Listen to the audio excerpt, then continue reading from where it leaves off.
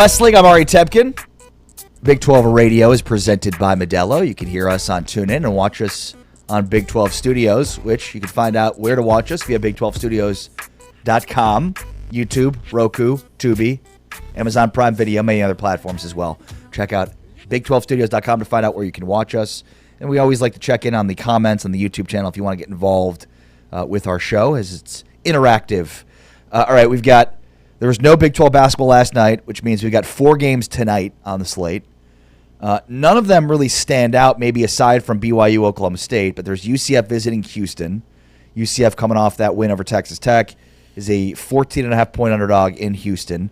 Colorado, Baylor, BYU, Oklahoma State.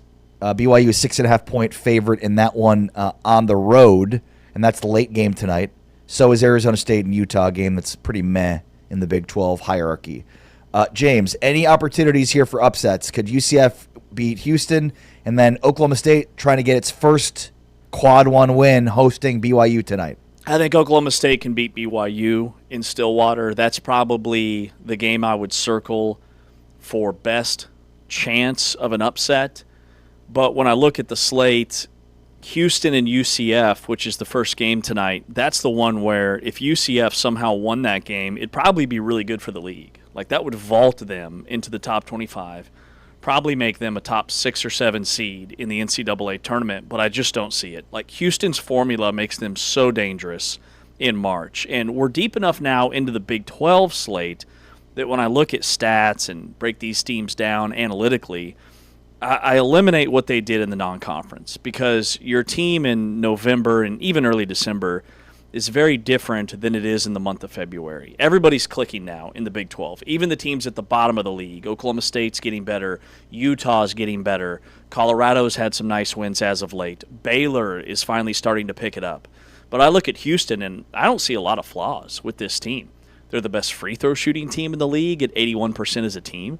They lead the league in scoring defense. They're second in the league in offensive rebounds. Their only maybe knock is that from a percentage standpoint, they're 9th in the Big 12 in three-point field goal percentage. Last year they led the league, but they're still making the third most threes per game. So they're shooting a ton of threes, and because of the volume, they're still knocking down 9 or 10 a game. And with what Flemings is doing, I just don't see a path for UCF to go into the Fertitta Center and get a win. All right, here's what Kelvin Sampson said about UCF, and more specifically about Themis Folks. I was wondering, why is UCF so good? What is it about them? I knew Kugel. You know, he was a kid that when he went in the portal last year, he was one of the best guards in the nation. When I saw UCF got him, I said, well, Johnny's got him a star. That kid's really good. But then as we were starting to prepare, I peeped at some of their film Saturday night for the first time. And that was the first time I really watched Folks. And I can see why. He's a winner. He controls things. He's got confidence. He's in control. He gets them organized. He gets the ball to the right people. He needs a scoring score. Kid had, what did he have against Arizona? 30, right? Yeah, 30. Yep. Not everybody can do that, you know. But once I saw him, I saw why they were good. He starts, when you got a good point guard, you can get things organized behind him. When you don't have that position, sometimes those other guys' greatest strengths are hidden because they don't have anybody to bring them out. That's what a great point guard will do. And Folks has been awesome with that. You know, Folks, James, has been a very well-traveled basketball player. He didn't just come out of nowhere here. I mean, he started at South Carolina State, then went to the community college route, then Louisiana Lafayette, and then last year was at Milwaukee. So this is a guy that's done quite the college tour. But last year at UW Milwaukee led the Horizon League in assists, was second team all Horizon League, and this year he's showing, you know, his strength and ability. I think the greatest thing you could say about this UCF team and what Johnny Dawkins did was get experienced players in the portal. You know, he's gone through stretches where he had younger players that he's trying to mold, and now I think he figured out, like, I need older players, and Themis Folks is at the front of the class in that. Yeah, he's averaging 14 points per game. He's got 151 assists. The biggest uptick in his game from his previous stop at UW Milwaukee is his three-point shooting. He doesn't take a lot of threes, and he's only made 15 on the year. But percentage-wise, he shoots 46% from downtown. Last year was his best career three-point shooting season, and he shot 25% from three. Like, this guy was a really bad three-point shooter. This year, he's developed his shot enough where teams can't just sag off of him, and it's opened up driving lanes, and it's allowed him to do what he does best, and that's get to the rim, get to the foul line, and then distribute the basketball. A big reason why UCF has had this turnaround is him, and give credit to Dawkins for finding him in the portal. He's kind of a guy that I put in the same camp of Melvin Council Jr., guys that were productive players, but not necessarily like All-American players at their previous stops that Bill Self and Johnny Dawkins knew would be the perfect fit to run their show, and A+ on both. Great point. UCF is kind of the cut line right now in the Big 12, in terms of what the tournament projections are. Arizona, Houston, Kansas, Iowa State, Texas Tech, BYU, and UCF. Feels like that's kind of where it's at right now. So do they have to win this game? No. I mean, but with wins at home against Texas Tech and Kansas, I think they're certainly the driver's seat. But a win here would go a long way in helping them not just get into the tournament, but solidify a spot. One of the games that is important tonight for tournament is Oklahoma State BYU. Huge. It's been well documented. Oklahoma State does not have a quad one win yet. How do you see this game going? So this is a game where I could see it going either way. Both teams struggle defensively. Both teams want to play up and down. Both teams are top 50 in the country in tempo, and Oklahoma State's top 15. This is going to be a track meet. BYU defensively has given up like 81 points per game in league play. Oklahoma State like 83. So this is a game that's going to be played in the upper 80s or 90s. Where I think Oklahoma State might have the advantage is Steve Lutz is a huge believer in depth and playing 9-10 guys on a consistent basis. And he tracks minutes played over the course of a season. So you've got the deepest team in the Big 12 in Oklahoma State versus the thinnest team in BYU, who really relies on their big three. Can Oklahoma State, over the course of a 40-minute game, put enough pressure on BYU to wear them down and put them in a position where in the final 4 to 5 minutes of the game, BYU has lost their legs and Oklahoma State can steal a win?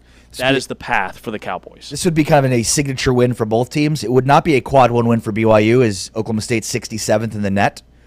It's top 50, right, on the road? Top 75. I think it's top 75 on the road.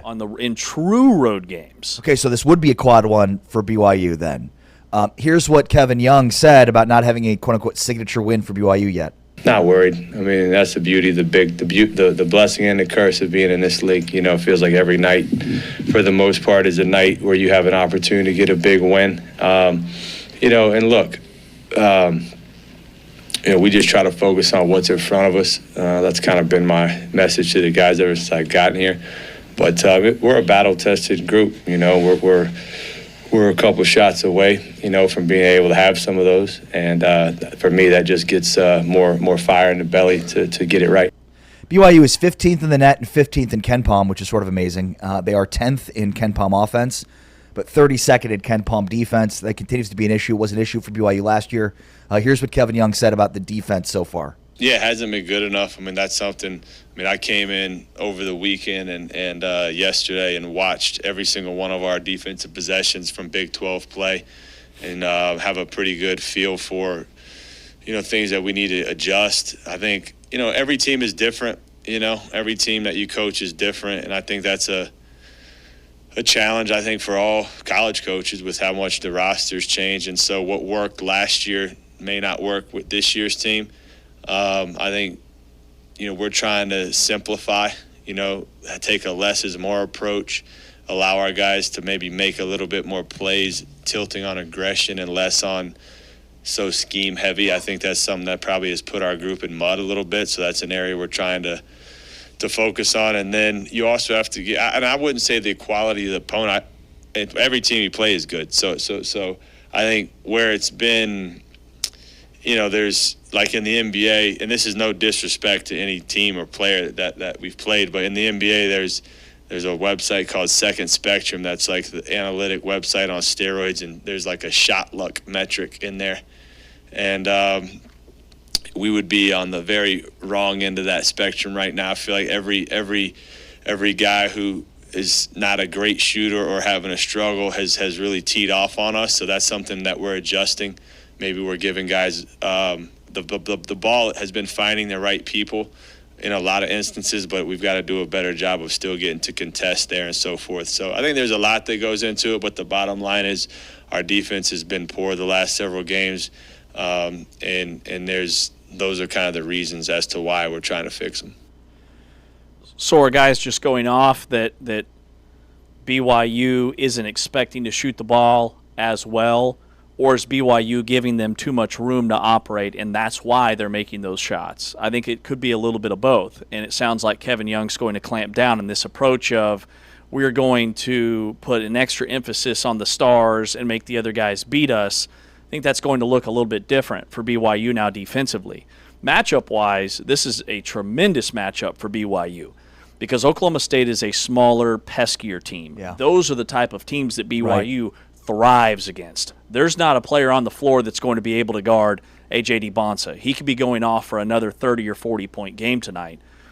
BYU's also second in the Big 12 in rebounding margin, and Oklahoma State is 13th in league play. They struggle on the glass, so there could be putback opportunities for BYU. That's the biggest key for me in this game is can Oklahoma State hit the glass and put enough pressure on BYU defensively to slow them down.